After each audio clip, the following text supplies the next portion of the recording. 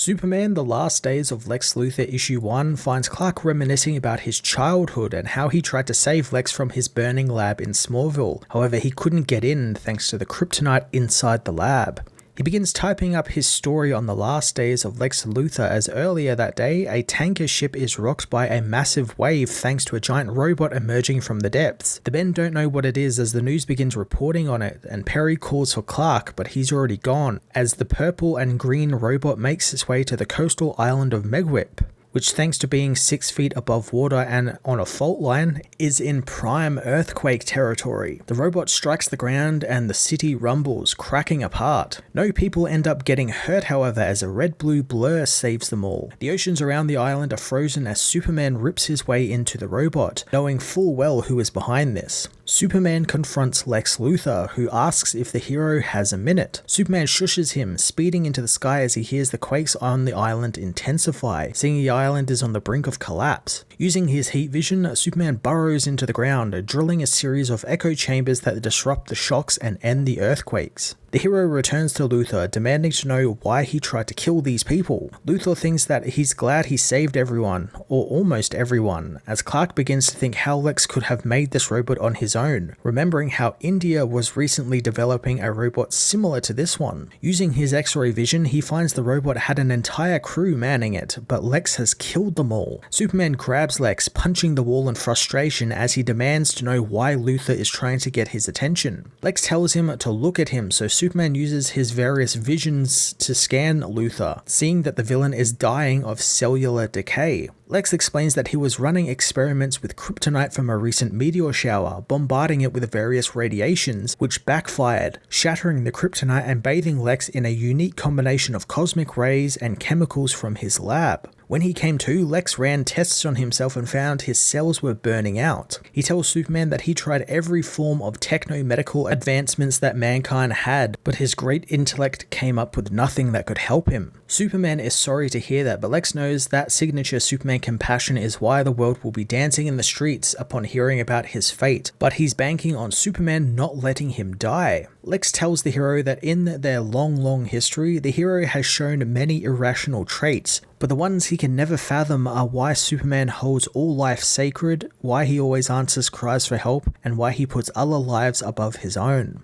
That including Lex's. Superman thinks that this is some trap, and Lex suspected he would, so he wants Superman to go and help the people of the city and then come back and scan him again. Superman scans him, finding the illness is legitimate, comparing it to the exact timbre of Luthor's pulse rate he had memorized long ago, finding something is definitely wrong with the villain. Superman knows that he is telling the truth, but he also knows that he can't be, since he would never willingly come to Superman for anything. Lex agrees he wouldn't, but sickness has changed his priorities, and he's willing to lower himself to be indebted to his worst enemies, since he refuses to acknowledge a world where he isn't in it. Superman reminds him that if he agrees, Lex will answer for all of his crimes though. Lex suspected that this would have happened and reveals to ensure Superman does indeed help him and not trick him, he has revealed the hero is helping him to the entire world. The Daily Planet newsroom get into an uproar as Perry tells the reporters to get the story, while Lex reveals that he's been streaming their entire conversation to the world, not able to resist the look on Superman's face when he heard what the people are thinking about him saving the most despised man in the world. Superman asks him what if he declined the offer, but Lex knows he never would have, since he's too predictable, and now the world will see how easy it is to hate Superman, and he's loathed him since the first time he saw him. Clark knows that's not true, as years ago in Smallville, Clark helps the young Lex Luthor get away from some bullies, using his heat vision to drop an awning full of snow on the bullies. Lex tells Clark that the bullies think he's a freak, and them being chased off now isn't going to stop them from finding him later. He asks why Clark is still in town and not back on the farm milking a cow, and finds that Clark got detention for talking back to a teacher about his grade. Lex takes his graded paper and finds that Clark was right, and he was the only one in the class who was. Lex is frustrated since Clark is way smarter than the town, hoping that he'll leave Smallville the first chance he gets. Clark likes Smallville though, and thinks that Lex should just give it a chance, but Lex becomes angered, hating the stupid hicks of the town. He storms off through the town, and Clark can see the people really don't like the boy thanks to his volatile mood swings and nature. Clark doesn't think that he was ever malevolent though, just arrogant. Lex meanwhile tries to fix a farmer's tractor to make it solar powered, but the angry farmer chases him off his property, enraged that the boy pulled apart the one thing he uses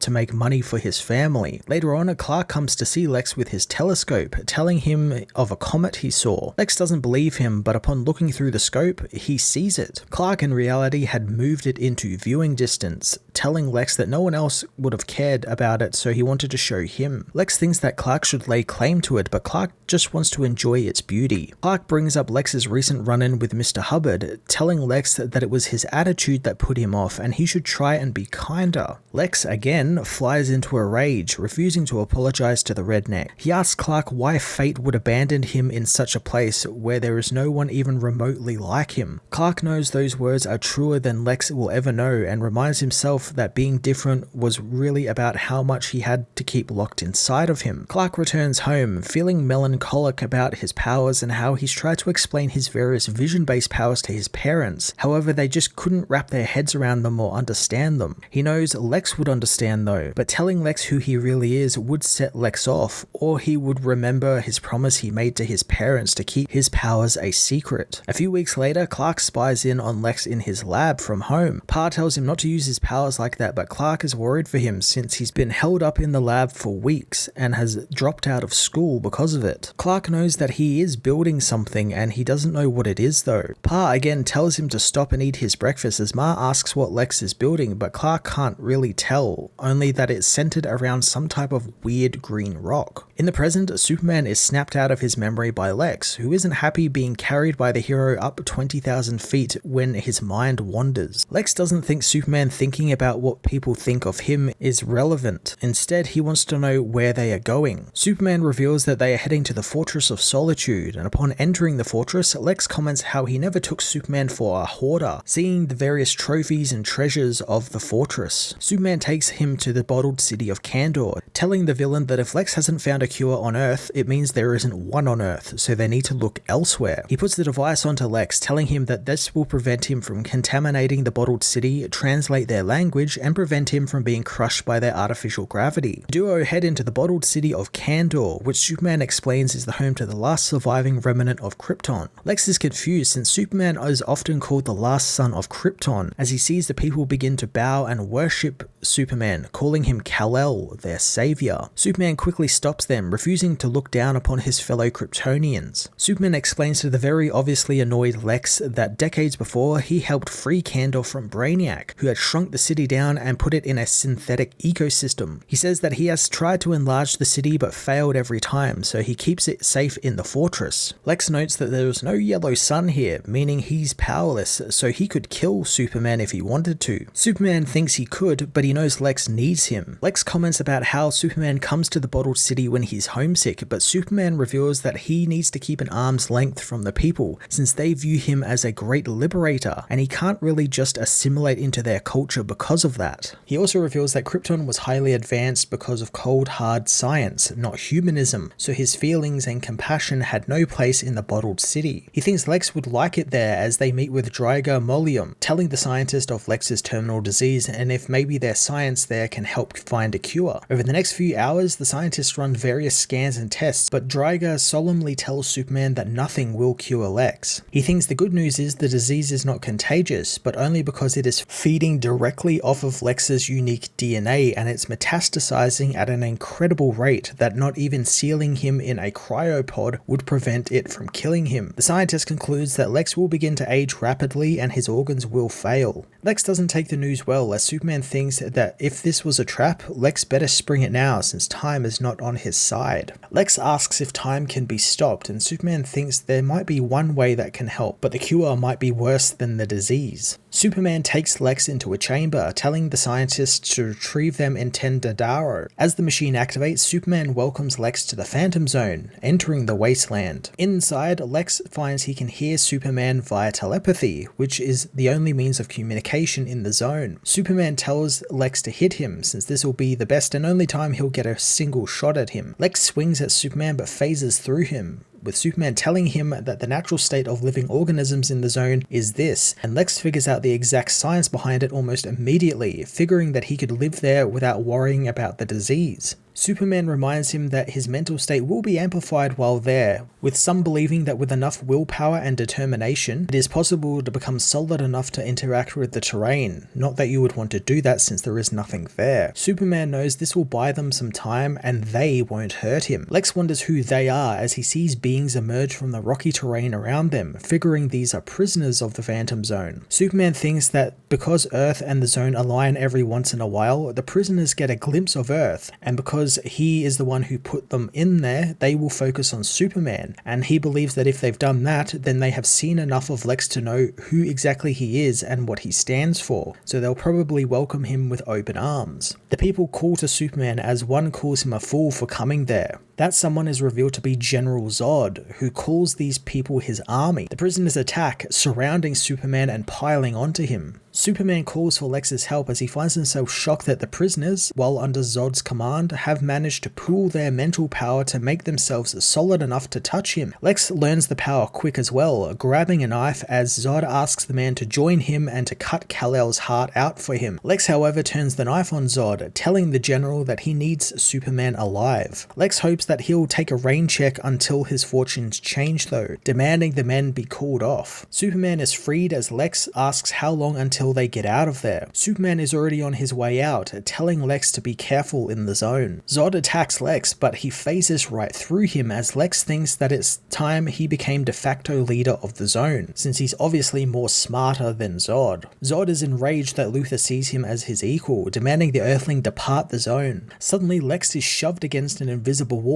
as the combined mental force of Zod and his army expel Lex from the Phantom Zone. Thanks to the mental exertion and his disease, Lex has visibly aged now. The villain explains what happened to Superman, who knows there isn't any other place they could use to hold him in stasis. Lex wants to get to work then, hoping Kandor wasn't Superman's only idea. Drygor stops Superman, wondering why Superman is helping this monster, since wouldn't the world be safer without him alive? Superman thinks that maybe they would be, but knows that he must help him as he remembers back in Smallville when he couldn't get Lex out of his burning lab, telling the boy that this is all his fault.